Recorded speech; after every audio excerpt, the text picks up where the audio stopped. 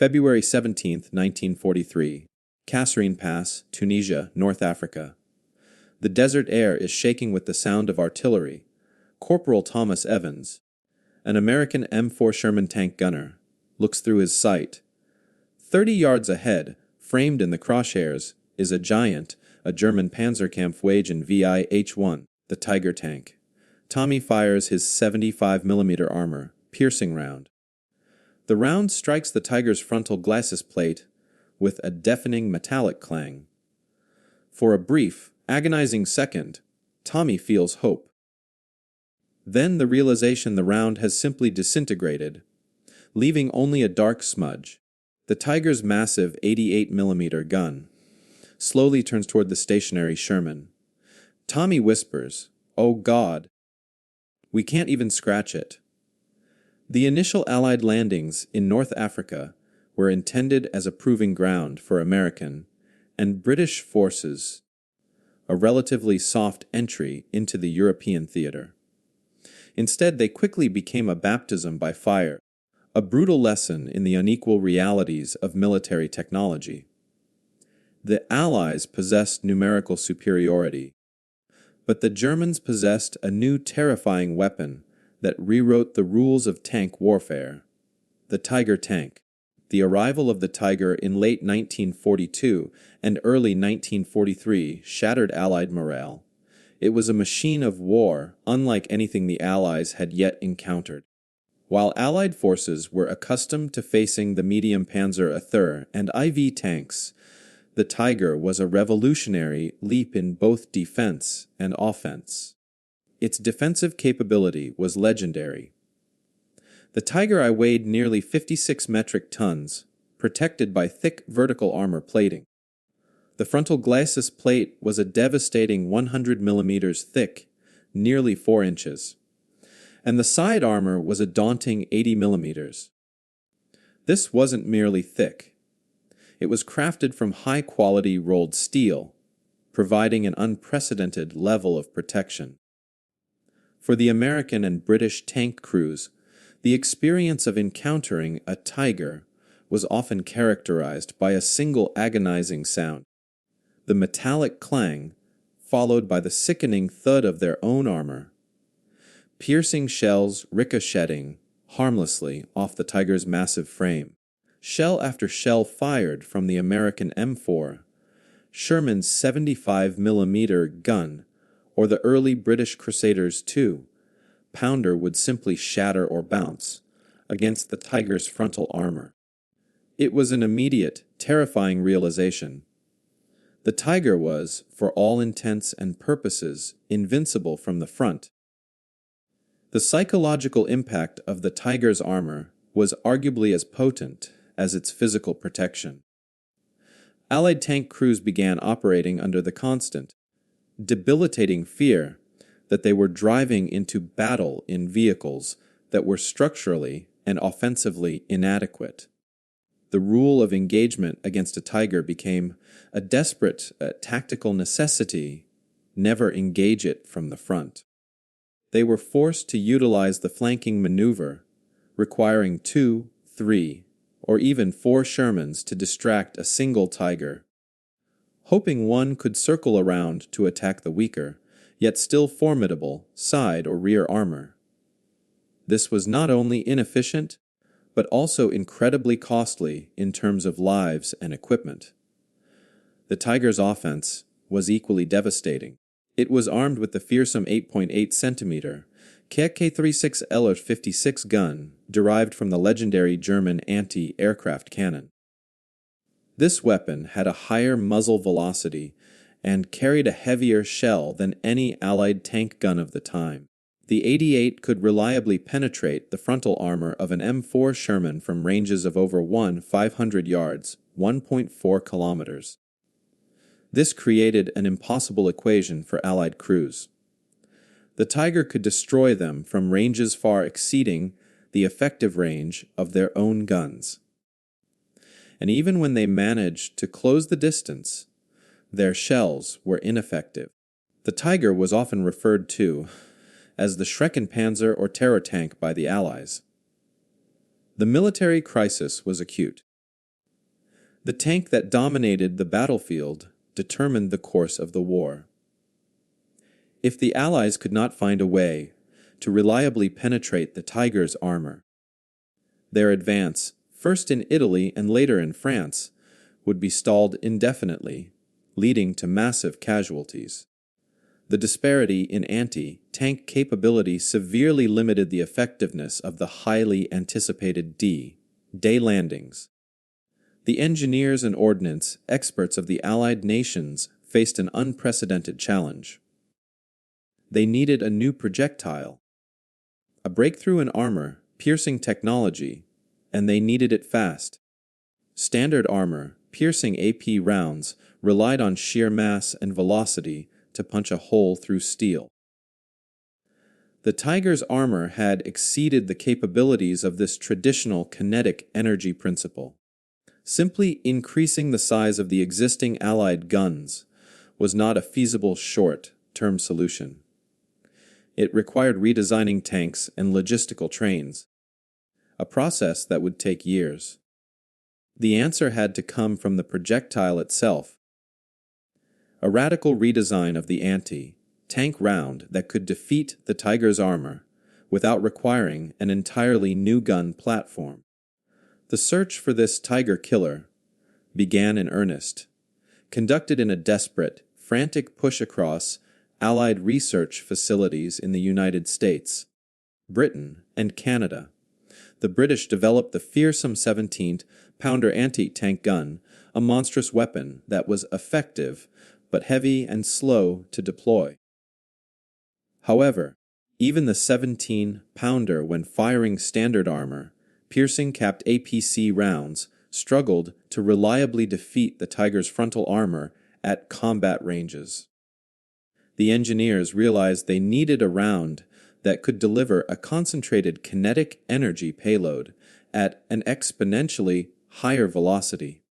The solution was unconventional, complex, and initially viewed with extreme skepticism by the conservative Ordnance Department. It was a concept so radical, so bizarre in its appearance compared to the familiar blunt-nosed armor, piercing rounds that even Allied troops who saw it in testing often laughed. They were about to encounter the armor-piercing discarding Sabot APDS, a revolutionary piece of technology whose principles were first developed by the Canadians and later perfected by the British, and which would single-handedly restore the balance of power on the Western Front. The Tiger's reign of invincibility was about to meet its match, not in a bigger gun, but in a small hyper-velocity projectile that few believed could work. The stage was set for a dramatic technological confrontation, the impenetrable wall of German steel versus the silent, weird projectile designed to vaporize it. Late 1942, Defense Research Laboratories, Ottawa, Canada. The atmosphere inside the cold utilitarian testing lab is tense, filled with a smell of burnt propellant and nervous energy. Dr. Alastair Finch, a Canadian physicist, sketches furiously on a chalkboard, illustrating a cone wrapped in a fragile casing. He taps the drawing with his chalk. The mass must be concentrated. The velocity must be hyperbolic. We cannot make the cannon bigger, so we must make the projectile smaller and faster. A British major beside him shakes his head skeptically. A dart wrapped in tin foil. Doctor, the men will laugh this thing right off the battlefield. The crisis on the battlefield, where the American 75mm and the British 6-pounder shells were simply bouncing off the Tiger's 100mm frontal armor, sent a clear message to Allied ordnance departments. Traditional kinetic energy rounds were obsolete. They needed a revolution, not an iteration.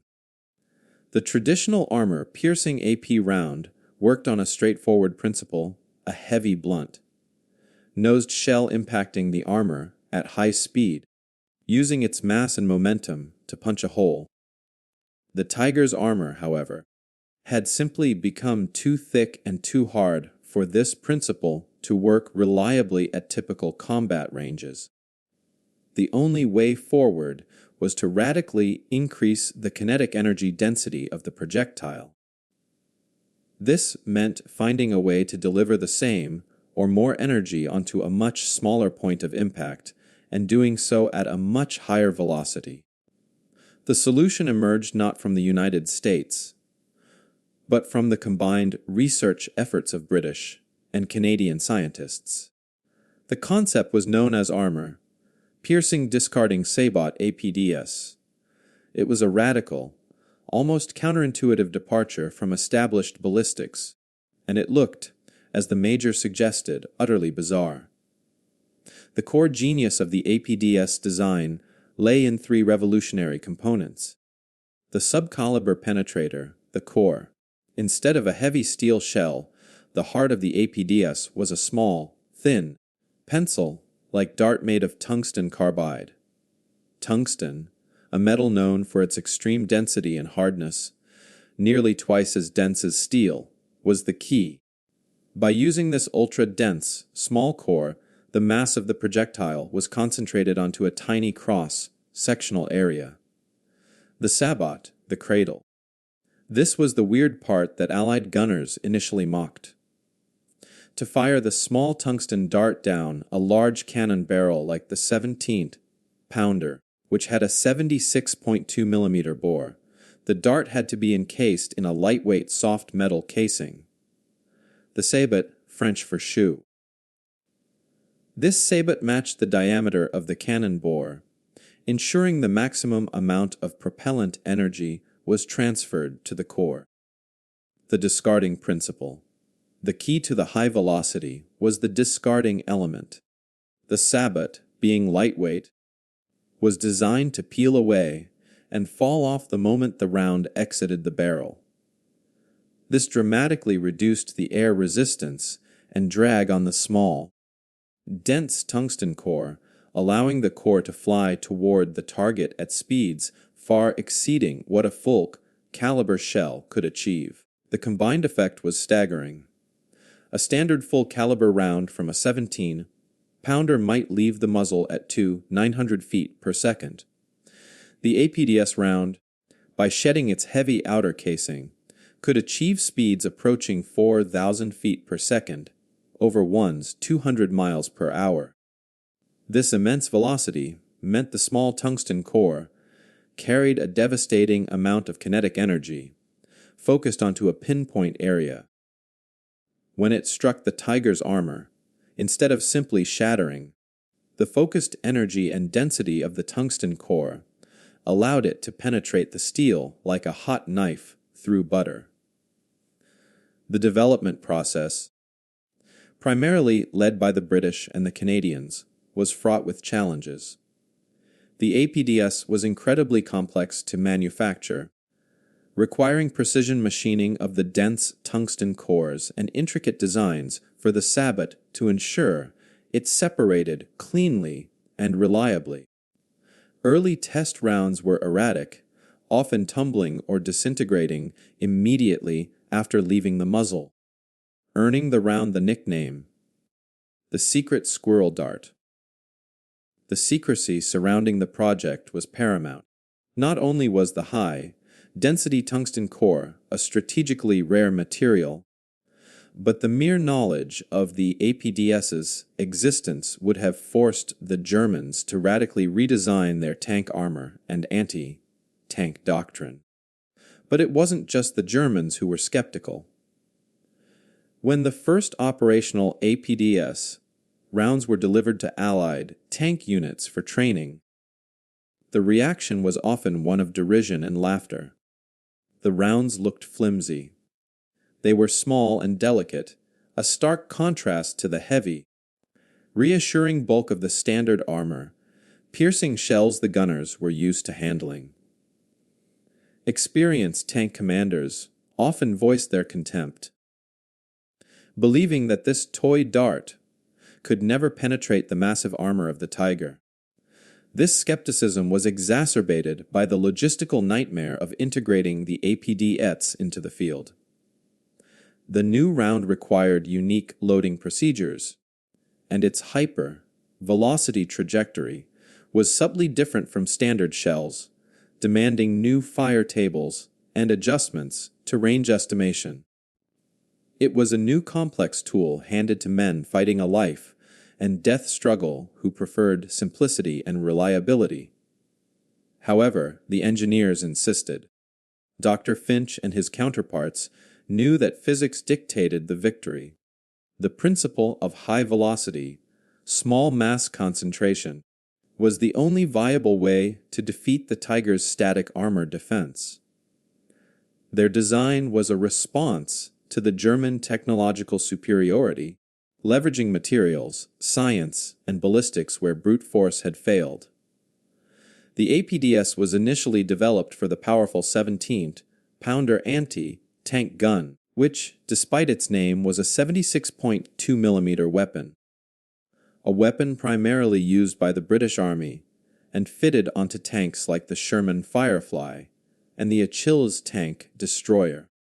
This was the only gun platform rugged and powerful enough to launch the APDS core at its required high velocity. The stage was now set for the first true field test. The APDS rounds were quietly designated as special ammunition and distributed only to select units equipped with the 17-pounder. The German gunners, confident in their tank's invincibility, continued to laugh at the sight of the Allied tanks they could dispatch from a safe distance. They were unaware that a small secret team of Canadian and British scientists had just handed the Allied tank crews the one thing they desperately needed: the power to fight back face to face against the Tiger. The weird round was about to stop the laughter for good. Late July 1944, Normandy, France, near the town of Caen. Sergeant Major Arthur Macmillan, commander of a Sherman Firefly, a standard Sherman fitted with the monstrous 17-pounder gun, stares through his binoculars. Across the field, two Tiger I tanks are systematically destroying a column of British infantry. Mac's gunner, Private David O'Connell, is nervous. He's loaded the new strange APDS round, the one they call the Tin Dart. Mac takes a deep breath. David, forget the weight. Forget the laughter. You know the drill. Center mass. Fire when ready. The 17-pounder roars. But the sound is different, sharper, higher pitched, followed by a fleeting metallic whisper as the Sabot falls away. The summer of 1944 was the proving ground for the armor-piercing discarding Sabot APDS. Following the D-Day landings, Allied forces were locked in a grinding, brutal battle across the hedges and fields of Normandy. The German defense was ferocious, anchored by the presence of the Tiger I and its successor, the heavier Tiger II, King Tiger. The threat remained the same. Allied tanks, primarily the M4 Sherman, were still fatally outmatched in terms of armor protection and main gun power. The British military, having committed fully to the APDS technology, was the first to deploy it operationally and in significant numbers. The chosen delivery platform was the Sherman Firefly, an ingenious, if awkward, modification that swapped the Sherman's original 75 mm gun for the massive, high-velocity 17-pounder anti-tank cannon.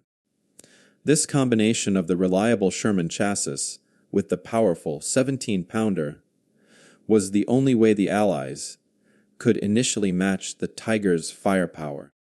But even the 17-pounder, when firing standard armor, piercing capped APC rounds, could not reliably penetrate the frontal armor of a Tiger I at distances over 1,000 yards.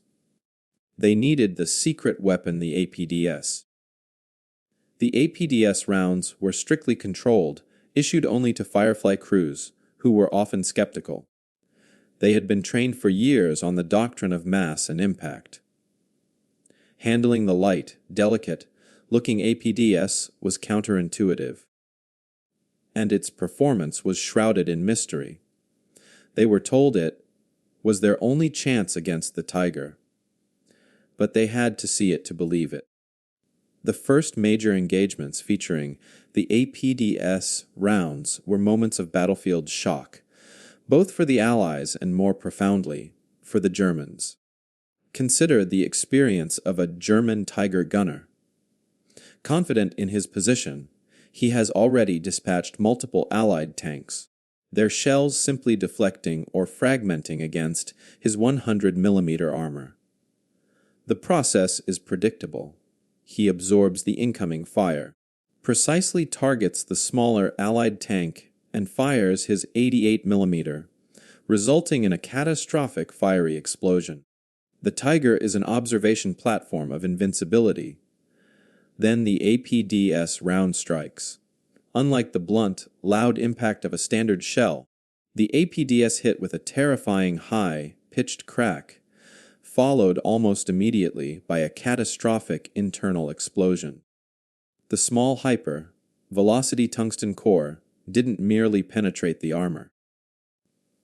Its concentrated energy density caused the core and the resulting fragments of armor plate to spray through the tank's fighting compartment at immense speed, a phenomenon known as spalling. The kinetic energy was so extreme that it could often cause the internal air to briefly compress and ignite, essentially vaporizing the crew and internal systems instantly. The reaction of the German tank crews was one of sudden utter terror and confusion. When Allied tanks were disabled, they usually suffered recognizable damages, a burnt-out shell, a damaged track, or a clear impact crater where the shell failed to penetrate. But tanks hit by APDS often showed only a deceptively small entry hole on the frontal armor, yet were instantly and violently killed. German ordnance reports began to filter back to command, describing bizarre and inexplicable kills. They reported Tiger tanks, supposedly invincible from the front, being knocked out by single shots at ranges where Allied guns should have been useless. The German gunners, who had laughed at the sight of the Allied tanks they easily dominated, were suddenly confronted by a silent killer. They initially theorized that the Allies must be using some form of new high-powered chemical round or a previously unseen anti-tank rocket, because the physics of traditional kinetic energy penetration could not explain the damage. They couldn't conceive that the small foreign object that had killed their tank was nothing more than a simple velocity metal dart. For the Allied crews, the APDS round was a massive morale booster. For the first time, they felt they had a weapon that could truly neutralize the Tiger's power. Macmillan's Firefly crews, initially skeptical, became fervent believers. They learned to rely on the tin dart, reserving their precious APDS rounds for the moment a Tiger appeared on the horizon. The tactical necessity of flanking was still important, but now a direct frontal engagement was no longer a guaranteed death sentence. A highly trained gunner could take the shot and win. One of the most famous, albeit likely embellished, accounts involves the use of APDS by the legendary British tank sergeant Sidney Radley, Walters of the Sherbrooke Fusilier Regiment. His unit's Fireflies engaged a column of Tigers and successfully neutralized them in a quick succession of frontal shots, leaving the German commanders reeling. These battlefield successes, replicated across Normandy, began to sow seeds of doubt in the German armored corps. The deployment of APDS had a profound cascading effect on the battle. Reduced psychological superiority. The German psychological advantage, built on the Tiger's invincibility, was instantly broken. German tank commanders could no longer simply sit and absorb damage, forcing them to adopt more cautious and defensive maneuvers. Increased engagement range. Allied tanks could now engage the Tiger at ranges approaching or even exceeding the distance the Tiger could detect and accurately fire back. Although the Germans still maintained a range advantage, the gap in effective combat range was drastically reduced. Changed tank deployment. The existence of APDS meant the Allies could more confidently deploy their Firefly and Achilles tank destroyers in forward positions, challenging the German heavy armor head on instead of relying purely on ambushes. The APDS round, developed in secret Canadian and British laboratories, had successfully reversed the technological superiority held by the Tiger I. It was a victory achieved not by building a bigger gun, but by rethinking the very concept of a projectile, a small, scorned dart that delivered a silent, terrifying message to the German gunners. Your wall is no longer strong enough. The groundwork was laid for the final phase of the tank war, one where raw armor thickness alone would no longer guarantee victory. September 1944. A German Army High Command briefing room, Eastern France. General staff officers, their faces grim, look at a diagram of a destroyed Tiger tank. The image shows a small, clean entry hole on the frontal armor, followed by catastrophic internal damage. Colonel Reinhardt, a veteran tank commander, slams his fist on the table. This is not the work of standard Allied ordnance. Our Tigers are supposed to stop the 17-pounder. But this is a needle, a high-velocity dart. They are not fighting fair. The air is heavy with the dawning, terrifying realization that their technological superiority is over. The battles of 1944, across Normandy, and the subsequent push into France, marked the decisive end of the Tiger tank's undisputed reign. It was a victory won not by building a bigger tank, but by deploying a smaller, smarter projectile, the armor-piercing discarding Sabot, APDS. This weird Canadian and British round was the technological equalizer, a silent hyper-velocity answer to the German doctrine of impenetrable armor. The deployment of APDS had a profound cascading effect that went beyond the destruction of individual tanks. It fundamentally altered the psychological and tactical landscape of tank warfare. The most significant impact of the APDS was psychological. For years, the core strength of German heavy armor, the Tiger I and the later King Tiger, was the absolute confidence of their crews in their frontal armor. This confidence allowed them to dictate engagements. They could stop, absorb fire, and then leisurely choose their targets.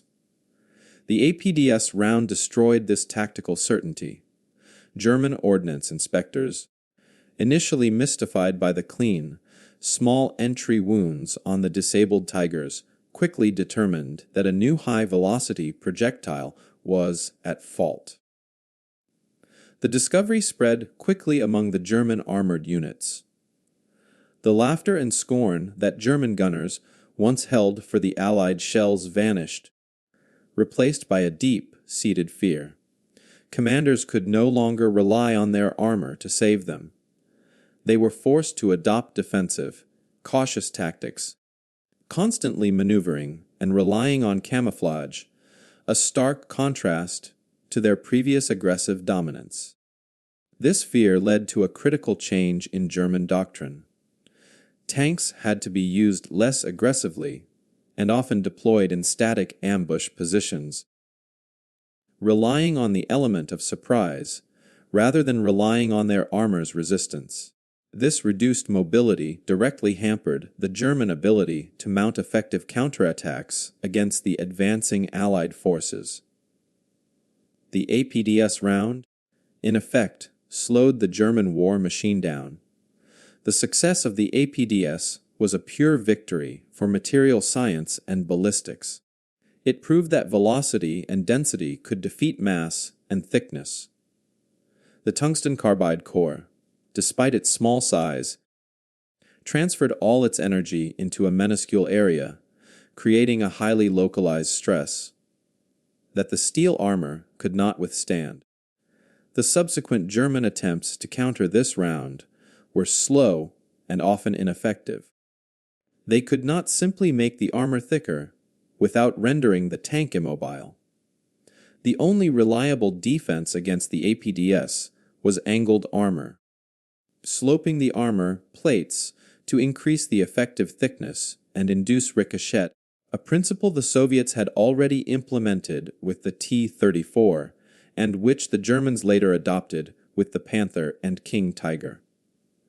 However, even the King Tiger's thick, sloped frontal armor remained vulnerable to APDS fire at shorter ranges, particularly from the powerful upgraded versions of the 17-pounder.